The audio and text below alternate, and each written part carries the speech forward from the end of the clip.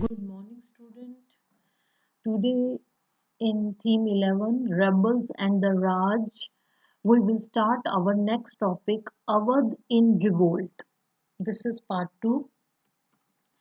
Now, first of all, I will tell you about the subsidiary alliance.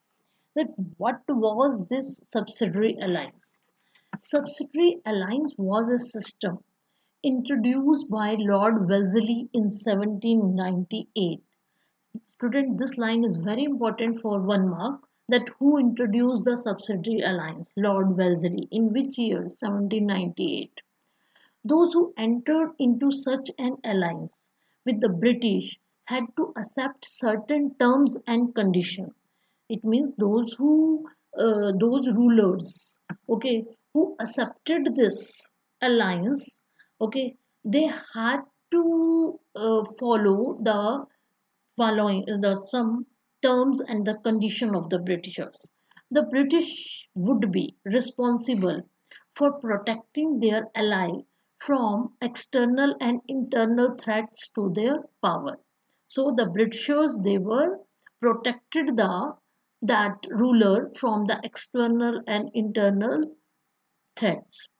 In the territory of the ally, a British armed their contingent would be stationed on that particular state, okay, or in the that area of that ruler.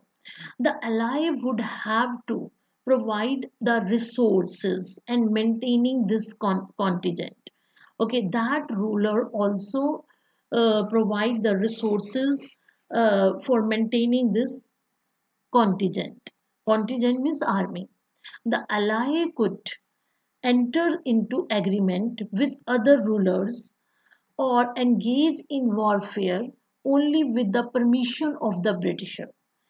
That ruler, that ally, could not start any type of other warfare, okay, without the permission of the Britishers. The ally had to keep the resident, who was the representative of the Governor General and was not under direct British rule. So all these terms and the conditions the rulers had to follow if they accepted this subsidiary alliance. Now the annexation of Awadh. Lord Dalhousie described the kingdom of Awadh as a cherry that will drop into our mouth one day. This line is very important. The Awadh was formally annexed into the British Empire in 1856 by Lord Dalhousie. The conquest happened in the stages. The subsidiary alliance had been imposed on Awadh in 1801. By the terms of this alliance, the Nawab had to disband his military force, allow the British to position their troops within the kingdom, the act in accordance with the advice of the British resident who was attached to the court. Thus the Nawab became dependent on the British in each and every way because the Nawab they had no military force. Okay, now the British troops they looked after they were the troops also lived in the uh, Awadh. Okay, the Britishers also see each and everything of the court. Okay, so the Nawab and the sources of the economy sources, if I am saying that, that was in the hand of the Britishers. The Britishers they were collected the revenue.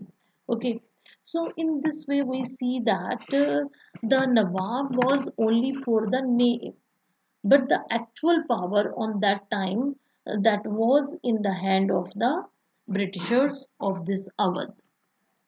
The British were keen to acquire Awadh as its soil was good for growing the indigo and cotton and was ideally located for trade.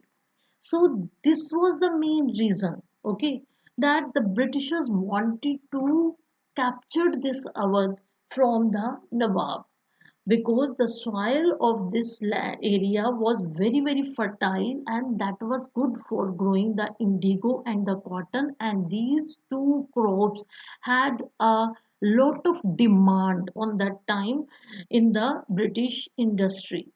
Okay, annexation of Awadh would complete the territorial annexation by the British, beginning with that of Bengal a century earlier. Now it was annexed on the ground of the maladministration. As we know that the Britishers, they already captured the Bengal area. So they now want to capture this whole Awadh area. This area was very big on that time, and on which ground they told that the because there was the mal administration was not good by the Nawab, and the British wrongly assumed that Nawab Wajid Ali Shah was an unpopular ruler. That it means that the people, they were also not like this Nawab Wajid Ali Shah, and on the contrary, he was widely loved. But actual the people, they they liked a lot their Nawab.